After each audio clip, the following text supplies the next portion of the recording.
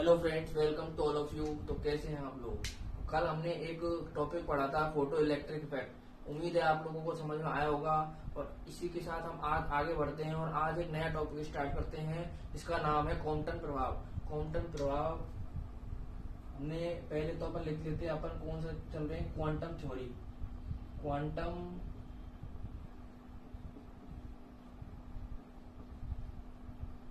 Theory. तो quantum theory में आज एक नया टॉपिक स्टार्ट करते हैं जिसका नाम क्वांटम प्रभाव। क्वांटम प्रभाव।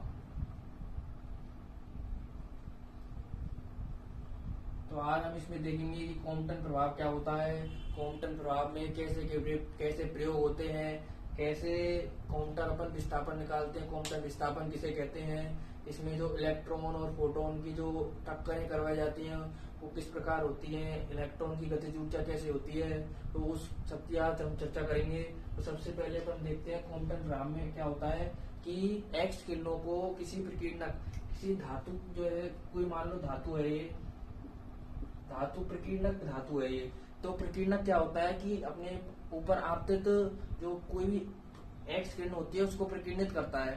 तो एक्स किरणों को किसी प्रकीर्णक पर किरणित कराया जाता है, एक्स किरणों को किसी प्रकीर्णक पर आपतित किया जाता है। तो क्या होता है कि जो प्रकीर्णित एक्स किरणों की तरंग दैर्ध्य होती है, प्रकीर्णित एक्स किरणों की तरंग दैर्ध्य होती है, वो आपतित एक्स किरणों की तरंग दैर्ध्य से अधिक होती है। इसका मतलब क्या होगा, तरंग दैर्ध्य अधिक होगी तो आप आवृत्ति क्या होगी, कम होगी। तो प्रकीर्णित तरंग दैर्ध्यों की आवृत्ति क्या होगी, कम होगी। इसी को अपन क्वांटम प्रभाव कहते हैं। और जो आपतित और प्रकीर्णित जो तरंग दैर्ध्य में जो ये अंतर है, इसी को अपन क्वांटम विस्थापन कहते हैं। जो तरंग दैर्ध्य में जो अंतर अपने पास देखा गया है, इसी को अपन क्वांटम विस्थापन कहते हैं। तो इसके आगे अपन क्या करते हैं, क्वांटम प्रभाव की व्याख्या कैसे होती है, क्वांटम प्रभाव की व्याख्या किस सिद्धांत के आधार पर की गई उसको देखेंगे। तो अपन लिखेंगे क्वांटम प्रभाव की व्याख्या। तो क्वांटम प्रभाव की व्याख्या किसके आधार पर की गई, क्वांटम प्रभाव की व्याख्या प्रकाश के क्वांटम सिद्धांत के आधार पर की गई। इस सिद्धांत के अनुसार क्या होता है कि जो एक्स किरणों की जो ऊर्जा होती है, एक्स किरण आप जानते होंगे, एक्स किरणों की ऊर्जा क्या होती है, फोटोन के रूप में होती है। फोटोन के रूप में एक्स किरणों की ऊर्जा होती है। और ये फोटोन को क्या कहते हैं अपन, फोटोन की जो ऊर्जा होती है एच न्यू होती है। फोटोन की ऊर्जा एच न्यू होती है। यहाँ पर म्यू क्या होता है, इस एक्स किरण का आवृत्ति, आपतित जो एक्स किरण है उसकी आवृत्ति है म्यू। तो अब क्या करते हैं, जो यह फोटोन है जब इलेक्ट्रॉन के साथ टक्कर करता है तो अपनी ऊर्जा में कमी करता है, अपनी ऊर्जा में क्षय करता है। आप जानते हैं अगर कोई भी चीज किसी से टक्कर रही तो उसकी ऊर्जा तो कम होगी हुई।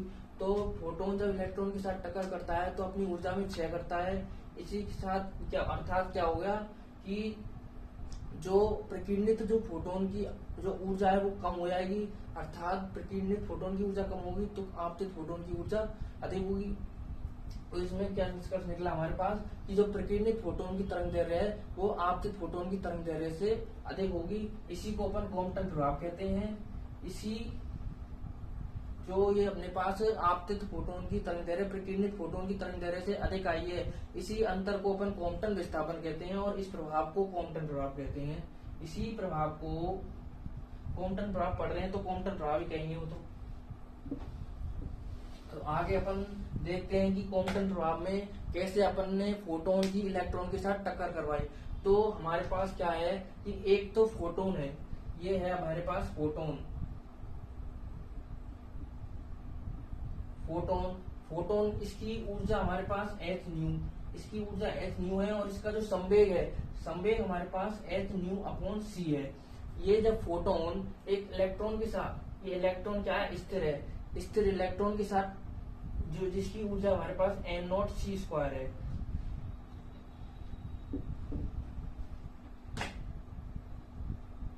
Am not C square. जब ये फोटोन इस इलेक्ट्रॉन के साथ टक्कर करता है तो क्या करता है कि फोटोन इलेक्ट्रॉन के साथ टक्कर करता है तो ये प्रत्यास्थ टक्कर होती है इनमें। और प्रत्यास्थ टक्कर के बाद जो फोटोन की ऊर्जा हो जाएगी, फोटोन की ऊर्जा, ये हमारे पास फोटोन यहाँ पर आ गया, फोटोन की ऊर्जा क्या हो जाएगी H nu dash.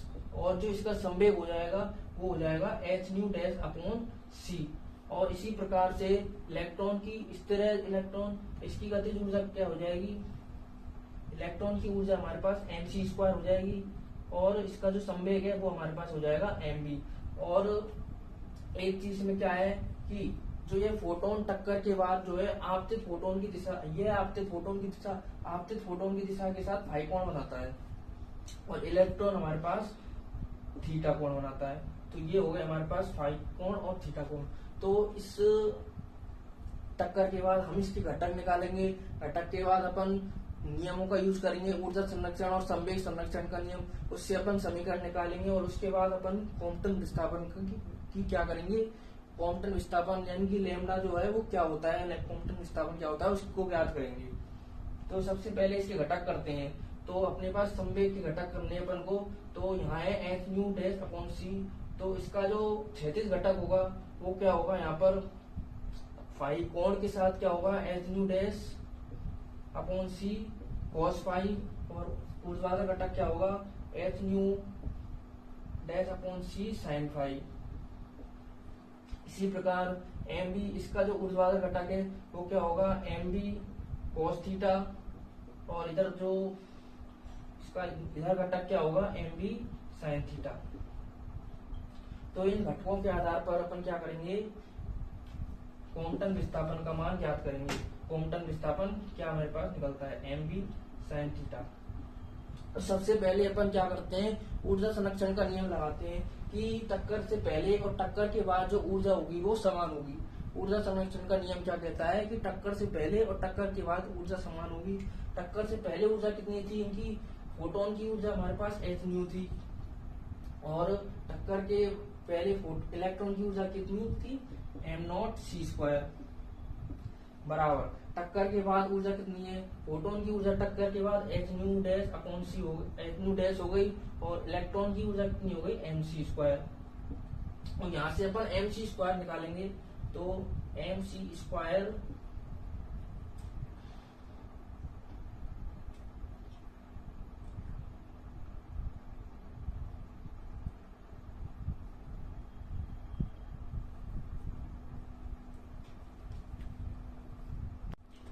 M c square बराबर क्या होगा, एम सी स्क्वायर बराबर H mu dash, m c square बराबर इसको इधर ले आएंगे तो h mu minus H mu dash plus am not C square. तो इनको क्या करेंगे, यहाँ से एच को कॉमन ले लेंगे तो यहाँ पर क्या आएगा, h mu minus mu dash plus am not C square. इसको अपन समीकरण नंबर ए रख देंगे। अब अपन क्या करेंगे, एक्स दिशा में अपन संवेग का संरक्षण नियम लगाएंगे। तो एक्स दिशा में संवेग का संरक्षण, टक्कर से पहले संवेग और टक्कर के बाद संवेग बराबर होगा। तो एक्स दिशा में संवेग संरक्षण से क्या होगा कि एक्स दिशा में सबसे पहले फोटोन का जो संवेग है वो कितना है, H mu upon c plus electron का संवेग 0 है बराबर जो एक्स दिशा में अपने पास क्या आया है, फोटोन का जो संवेग है वो कितना आया है, एच न्यू डैश अपॉन सी कॉस फाई प्लस जो इलेक्ट्रॉन का संवेग अपने पास एच दिशा में कितना आया है, एम बी कॉस थीटा। तो यहाँ से अपन एम सी का ऊपर पूरे में गुणा कर देंगे तो यहाँ पर यह जाएगा H nu plus H nu बराबर H nu dash cos phi plus M B C cos theta. तो ये आ जाएगा एच न्यू, ये हो जाएगा कॉस थीटा। तो एम बी सी इसको उधर ले आएंगे तो यहाँ पर M B C cos theta, theta की टर्म एक तरफ ले ली तो यहाँ पर हो जाएगा H nu plus H minus H nu dash cos five. ये हो गया समीकरण नंबर 2। अब अपन निकालेंगे बाह्य दिशा में संवेग संरक्षण के नियम से। तो बाह्य दिशा में संवेग संरक्षण से, बाह्य दिशा में संवेग संरक्षण से क्या होगा कि टक्कर के पहले तो बाह्य दिशा में कुछ संवेग है ही नहीं है। टक्कर के पहले तो फोटोन का भी 0 है और इलेक्ट्रॉन का भी 0 है। टक्कर के बाद फोटोन का संवेग कितना हो जाएगा, एच न्यू डैश अपॉन सी साइन फाई, और इलेक्ट्रॉन का संवेग नीचे की तरफ है, इसको नेगेटिव में लेंगे तो ये हो जाएगा एम बी साइन थीटा। अब अपन इसको c का गुणा कर देंगे और इसको इधर लेके आएंगे तो ये क्या हो जाएगा, अब इसको ऊपर लिखते हैं चित्र, ये हमारे पास डायग्राम का काम हो गया, इसको हटा देते हैं।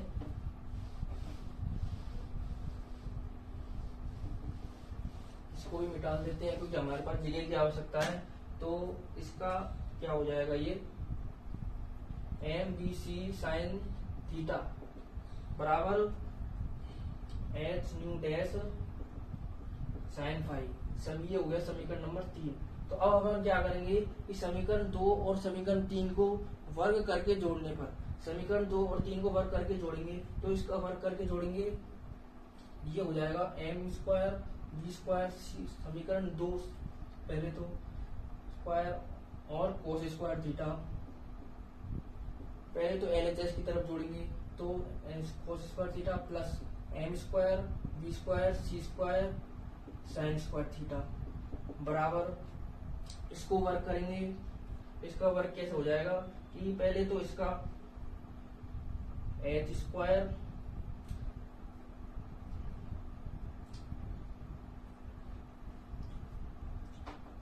वर्क करेंगे, एच स्क्वायर म्यू स्क्वायर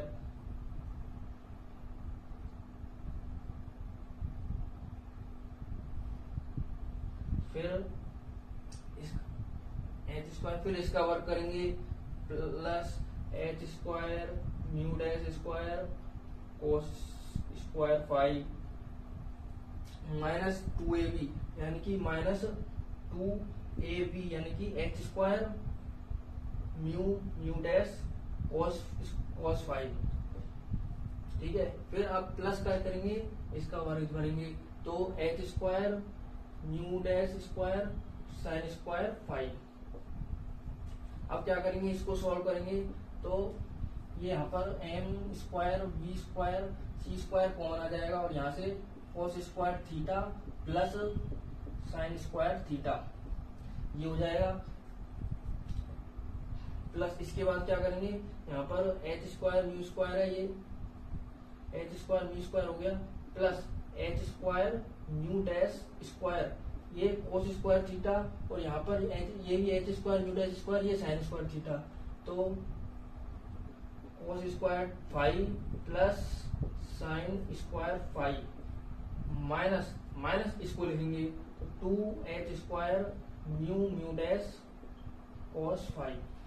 अब क्या करेंगे, cos square phi sine square phi इनको जोड़, इसका क्या होता है, एक होता है, आप जब जानते होंगे तो इसको अपन यहीं लिख लेते हैं, ये यहाँ पर ये हट जाएगा, एक का गुणा होगा इसमें कोई फर्क नहीं पड़ेगा और इसमें एक का गुणा होगा इसमें कोई फर्क नहीं पड़ेगा। तो ये आ गई हमारे पास समीकरण नंबर 4, समीकरण 4 आ गई हमारे पास। अब अपन क्या करते हैं, समीकरण 1 का स्क्वायर करते हैं, समीकरण 1 का स्क्वायर करने पर अपन को क्या प्राप्त होता है, समीकरण 1 का वर्ग करेंगे तो यहाँ पर ये होगा समीकरण 1 की होगी तो एम स्क्वायर सी की पावर 4 बराबर इसका वर्ग करेंगे तो पहले इसका स्क्वायर तो H square mu minus mu dash का square plus am not square C की पावर 4 प्लस 2ab यानी कि 2h mu minus mu dash M not C square. तो अब क्या करेंगे अपन, इसका स्क्वायर अब इसको करेंगे तो एच स्क्वायर इसको खोलेंगे और इसको साथ में एच से गुणा करेंगे तो H square mu square plus H square mu dash square minus 2h square mu dash plus am not C की power 4 plus 2h mu minus mu dash M not C square. ये हो गई समीकरण 5। अब क्या करेंगे हम, समीकरण 5 में से समीकरण 4 को घटाएंगे, समीकरण 5 माइनस समीकरण 4, समीकरण 5 माइनस समीकरण 4 करेंगे तो क्या आएगा, इधर की तरफ क्या है यहाँ पर एम स्क्वायर सी की पावर 4, समीकरण 4 में से 5 में से 4 को घटाएंगे समीकरण 5 है ये। तो एम स्क्वायर सी की power 4 minus M square B square C square बराबर, देखिए ये समीकरण 5 है और ये समीकरण 4 है। तो इसमें से इसको घटाएंगे तो ये और ये तो कट जाएंगे। इनको जैसे है एज इट इज लिख लेते हैं। तो minus H square mu dash cos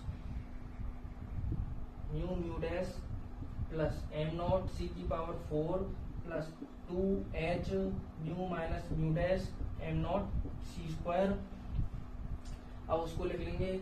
तो इसमें से इसको हटा रहे तो ये प्लस का हो जाएगा, plus 2h square mu dash cos 5। इसको सॉल्व करेंगे तो यहाँ से एम स्क्वायर सी की पावर 4 को कॉमन ले लेंगे, ठीक है। और 1 माइनस एम स्क्वायर है ये हो जाएगा B square upon C square, ठीक है। अब यहाँ पर 2 है तो एक तो ये 2h square minus 2h square mu dash और ये है 2h square mu dash cos 5। तो यहाँ पर अपन क्या करेंगे minus 2h square mu dash इसको कर लेंगे कॉमन और ये तो यहाँ पर बच गया 1 और यहाँ पर बच गया cos 5 plus am not C की power 4 plus 2h mu minus mu dash M not C की स्क्वायर। तो ये रख गया। अब इसको नीचे वाले को हटा देते हैं।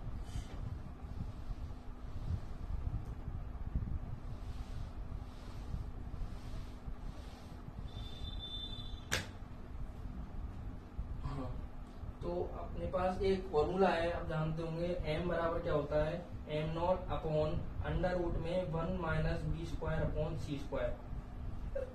एम की जगह पर इसको रखेंगे तो क्या आएगा M not square upon 1 minus B square upon C square. तो 1 minus B square upon C square से 1 minus B square upon C square cut जाएगा। तो ये बचेगा हमारे पास एम नॉट स्क्वायर ये सी की पावर 4 बराबर minus 2h square mu dash 1 minus cos 5 plus am not C की power 4 plus 2h mu minus mu dash M not C की स्क्वायर। ये यहाँ पर एम नॉट सी की पावर 4 से एम नॉट सी की पावर 4 कट जाएगा। ये माइनस का है तो इसको इधर की तरफ लेंगे तो 2h mu minus mu dash M not C square बराबर 2h square mu dash 1 minus cos 5, ठीक है। अब क्या करेंगे 2 से 2 कट जाएगा, एक एच से एक ये कट जाएगा। अपन म्यू की टर्म को एक साथ लेंगे और जो सी और जो कोस फाई है इसको एक तरफ ले लेंगे। तो म्यू की टर्म इसको म्यू डैश को तो नीचे भाग करेंगे तो mu dash upon mu dash is equals to ये हो जाएगा H upon M not C square 1 minus cos 5। इसका दोनों में भाग देंगे तो 1 माइनस म्यू डैश 1 माइनस ये हो जाएगा म्यू डैश से म्यू डैश कट जाएगा तो 1 माइनस सॉरी ये क्या हो जाएगा इसका इसमें भाग देंगे तो 1 अपॉन म्यू डैश माइनस इसका हो जाएगा 1 अपॉन म्यू बराबर h upon M not C square 1 minus cos 5। अब क्या करते हैं ऊपर से उठा देते हैं थोड़ा सा।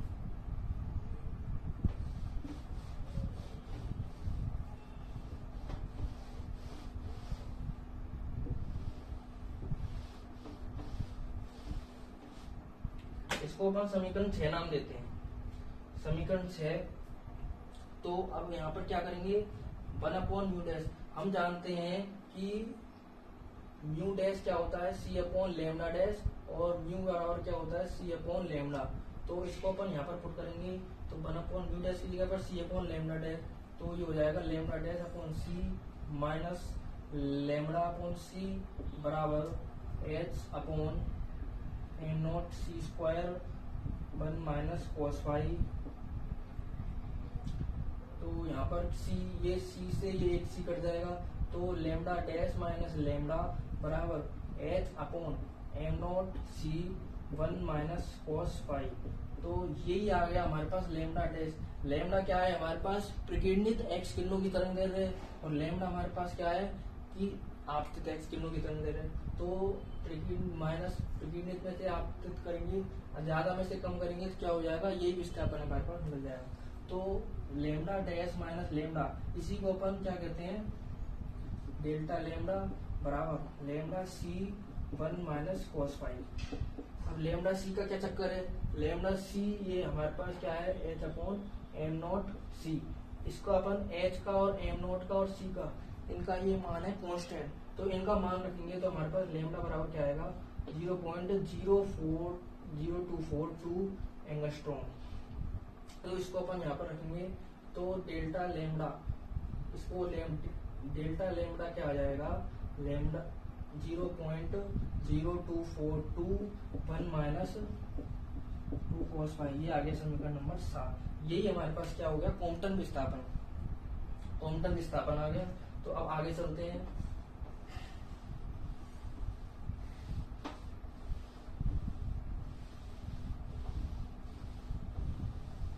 ये हमारे पास काम में आएगा बाद में, तो इसको रख लेते हैं अपन। अब कॉम्पटन विस्थापन आ गया। अब कॉम्पटन विस्थापन के लिए अपन केस पढ़ेंगे कुछ। यदि ये फाई, यदि इसको 0 कर देते हैं, यदि आपतित जो फोटोन की दिशा है परिवर्तित फोटोन की दिशा के में हो, जो आपतित फोटोन की दिशा, जो प्रकीर्णित फोटोन की जो दिशा है आपतित फोटोन की दिशा में हो, अर्थात फाई बराबर 0 हो जाएगा। तो फाई बराबर 0 रखेंगे तो लेमडा डेल्टा लेमडा बराबर 0.02421 माइनस कॉस 0 1 हो जाएगा, तो ये हो जाएगा 0। तो डेल्टा लेमडा क्या हो जाएगा, 0। केस नंबर 2 क्या है कि यदि इसको 180 यानी कि जो प्रकीर्णित फोटोन की दिशा है आपतित फोटोन की दिशा के विपरीत हो, तो इसमें क्या करते हैं अपन, फाई बराबर 180 डिग्री होता है, तो डेल्टा लेमडा बराबर 0.02421 माइनस 1 कॉस 180 माइनस 1, तो ये हो जाएगा -1 प्लस 1, तो ये हो जाएगा 0.0484 और इस एंगस्ट्रॉम। और यही क्या है, अधिकतम विस्थापन। इसका मतलब ये है कि अपन को जो थीटा बराबर फाई बराबर 180 डिग्री पर अपन को अधिकतम कॉम्पटन विस्थापन प्राप्त होता है। ये हो गया कॉम्पटन विस्थापन। जो ये हमारे पास फॉर्मूले आए हैं, इनसे हमारे पास क्वेश्चन भी आ सकता है। ये अपन को फाई का मान दे दिया, यानी कि प्रकीर्णित फोटोन जो आपतित फोटोन के साथ दिशा दे दी। अपने पास क्या दे दिया, आपतित फोटोन की तरंग दैर्ध्य दे दी, अपन को प्रकीर्णित फोटोन की तरंग दैर्ध्य पूछ ली। तो इस प्रकार से यहाँ पर अपन क्वेश्चन भी पूछ सकते हैं। तो इसको अपन हटा देते हैं। अब पढ़ेंगे हम क्या, अपन ने ये तो पढ़ लिया अपन के पास प्रकीर्णित फोटोन के बारे में। अब अपन पढ़ेंगे प्रकीर्णित इलेक्ट्रॉन, यानी कि जो इलेक्ट्रॉन होगा, इलेक्ट्रॉन के साथ क्या होगा कि इलेक्ट्रॉन की ऊर्जा किस प्रकार होगी, इलेक्ट्रॉन की दिशा किस प्रकार होगी। इसमें जो प्रतिक्षिप्त इलेक्ट्रॉन की दिशा, यानी कि जो थीटा का मान है, थीटा जो कोण पर गया है, तो थीटा का मान क्या होगा, तथा गतिज ऊर्जा, इलेक्ट्रॉन की गतिज ऊर्जा क्या होगी। तो उसके लिए अपन क्या करते हैं, तो अपन ने क्वांटम,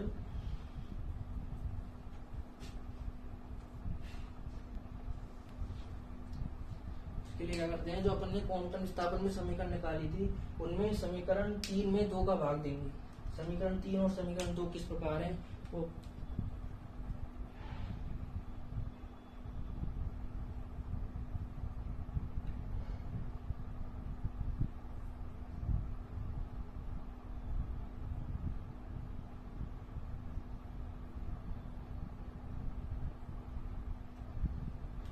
देखिए।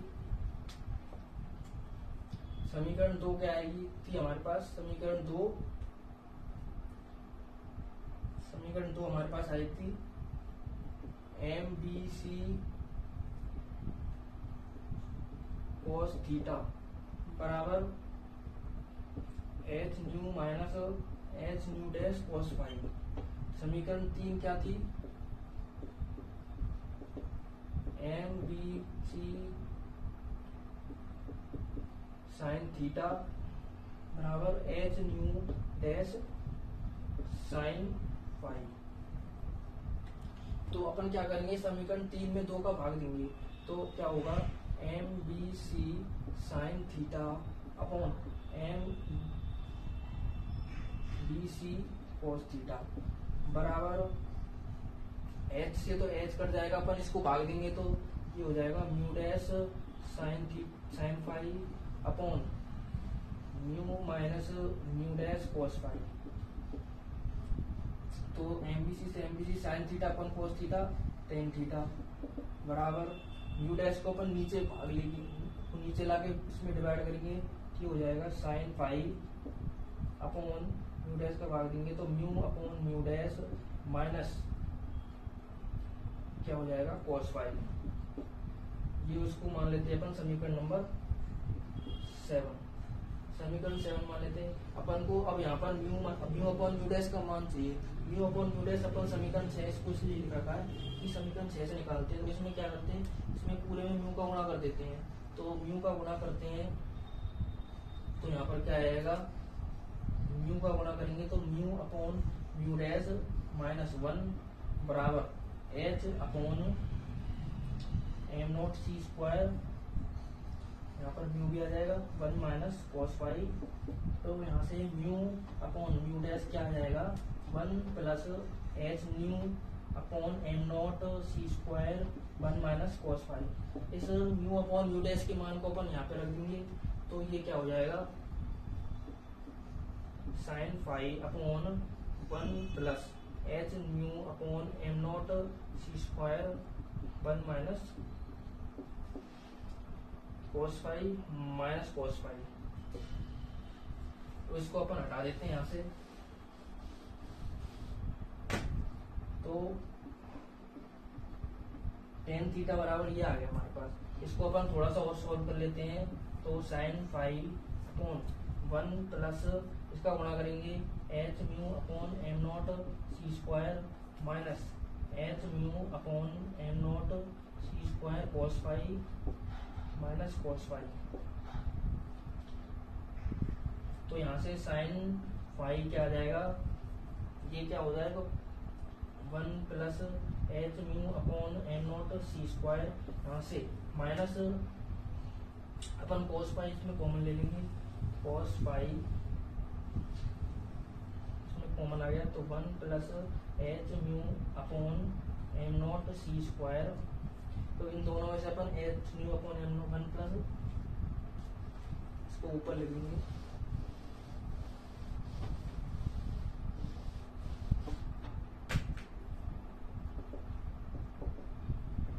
टेन थीटा बराबर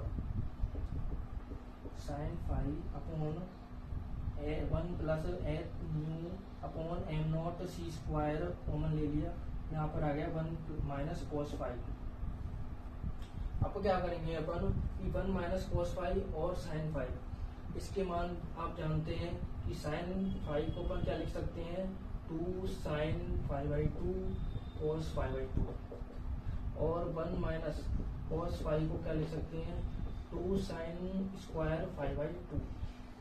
तो अपन के पास टेन थीटा क्या आ जाएगा sine 2 sine phi by 2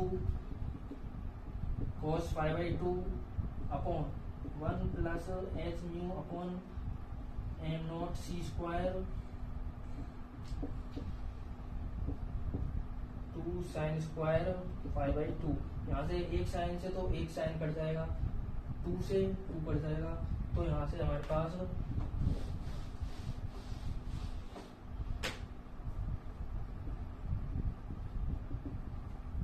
tan theta आ जाएगा। ये कॉस है, ये साइन है, कॉस बटे साइन क्या होता है कॉट, तो cot phi by 2 upon 1 plus H mu upon M not C square. और यहाँ से थीटा बराबर क्या आ जाएगा tan inverse cot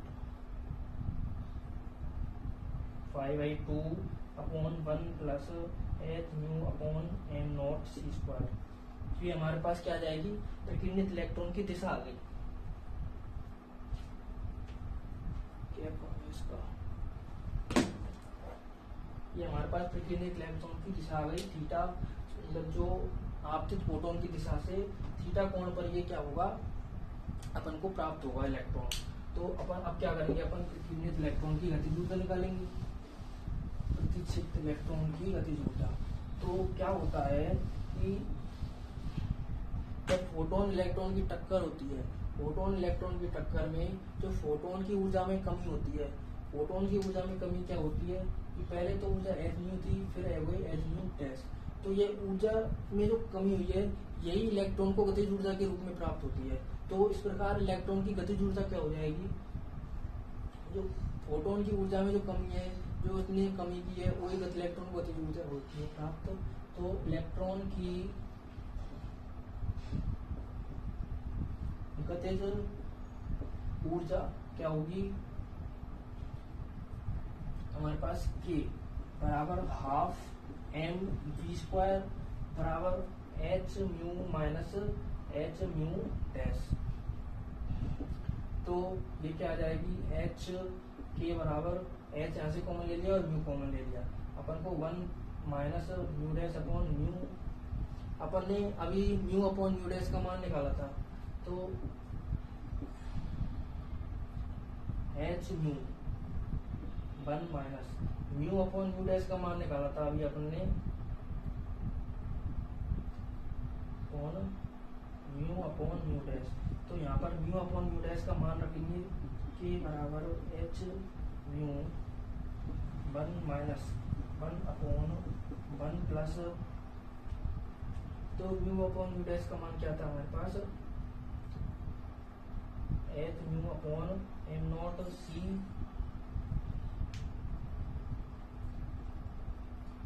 1 minus cos five.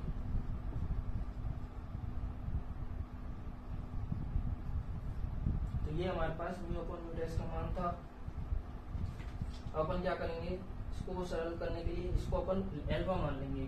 तो ये हो जाएगा H mu upon 1 minus 1 upon 1 plus alpha 1 minus cos five. तो ये हमारे पास क्या आ गई, इलेक्ट्रॉन की गतिज ऊर्जा, जो अपन के पास टक्कर के बाद इलेक्ट्रॉन को जो गतिज ऊर्जा प्राप्त हुई वो हमारे पास आ गई। अब क्या होता है, इलेक्ट्रॉन की गतिज ऊर्जा, अब जो फोटोन की तरंग दैर्ध्य है वो लैम्डा है, और जो हमारे पास क्वांटम विस्थापन है वो लैम्डा सी है। क्वांटम विस्थापन क्यों, हमारे पास वो आया था लैम्डा सी बराबर क्या आएगा, एम नॉट, लैम्डा सी बराबर क्या आया था हमारे पास, एम नॉट क्या आया था, एच अपॉन एम नॉट सी। तो लैम्डा सी ये था।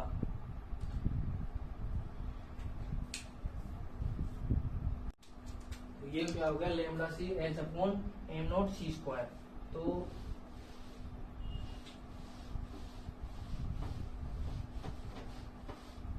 हमारे पास जो इलेक्ट्रॉन की गतिज ऊर्जा क्या आ गई, H mu 1 minus 1 upon 1 plus alpha 1 minus cos five. तो क्या होता है कि जब फोटोन का जो प्रकीर्णन होता है, यदि वो पश्च विकिरणन हो, यानी कि फोटोन उल्टा वापस आ जाए टक्कर करके, यानी कि अपने पास फाई का मान क्या हो, यानी कि फाई बराबर 180 डिग्री होता है, तब क्या होता है, इलेक्ट्रॉन को अधिकतम गतिज ऊर्जा प्राप्त होती है। अर्थात जो फोटोन के पश्च विकिरणन में हमारे पास इलेक्ट्रॉन को अधिकतम गतिज ऊर्जा प्राप्त होती है। तो इसके लिए फाई बराबर 180 डिग्री पर के मैक्सिमम प्राप्त होता है। के मैक्सिमम क्या हो जाएगा, H mu upon 1 minus 1 upon 1 plus alpha 1 minus cos five. तो cos 180 डिग्री ये हो जाएगा H mu upon 1 minus 1 upon 1 plus ये -1, तो ये हो जाएगा 2 अल्फा, ये आ जाएगा के एच म्यू अपॉन 2 अल्फा। ये इसको ऊपर एलसीएम ले लेंगे, तो 2 अल्फा -1 अपॉन 1 प्लस 2 अल्फा। तो ये हो जाएगा के मैक्सिमम 1 से 1 कट जाएगा, तो के मैक्सिमम क्या आ जाएगा हमारे पास H mu upon 2 alpha upon 1 plus 2 alpha. अपन इसमें अल्फा को रखेंगे तो के मैक्सिमम बराबर हमारे पास क्या आ जाएगा एच म्यू 2 म्यू क्या मतलब अल्फा क्या होता है H mu upon M not C square upon 1 plus 2 H mu upon M not C square. क्या करेंगे एम नॉट सी स्क्वायर का ले से ले लेंगे तो 2 H mu square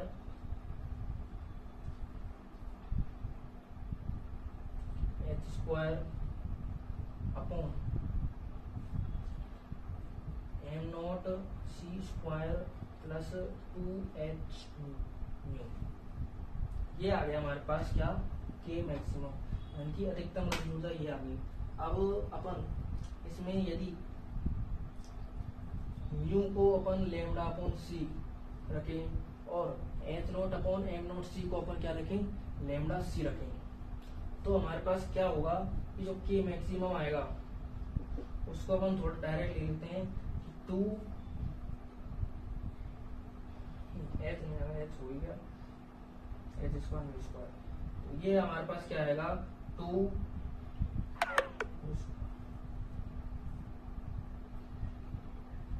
lambda C square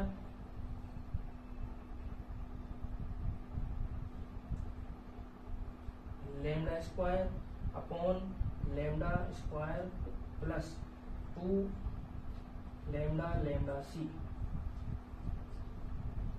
तो ये हमारे पास लास्ट में जो आएगा वो ये है कि के मैक्सिमम यदि तरंग दैर्ध्य हमारे पास लैम्डा और जो विस्थापन लैम्डा बराबर वो हो लैम्डा माइनस लैम्डा डैश, तो हमारे पास जो इलेक्ट्रॉन की गतिज ऊर्जा है वो ये आ गई। तो ये हमारे पास आज टॉपिक होता है कॉम्पटन प्रभाव का। तो कॉम्पटन प्रभाव उम्मीद है आपको समझ में आया होगा। यदि समझ में आया हो, यदि वीडियो अच्छी लगी हो तो वीडियो को लाइक करें और चैनल को सब्सक्राइब करें। और इसके अगला टॉपिक अपन अगली क्लास में लेंगे, वो देखेंगे कौन सा टॉपिक होगा अगली क्लास में। और जहाँ तक हाइजेनबर्ग का अनिश्चितता सिद्धांत होगा अगली क्लास में, तो उसको अपन अगली क्लास में देखेंगे। इसको आप देख लें और यदि वीडियो पसंद आई हो तो लाइक करें, सब्सक्राइब करें। Thank you.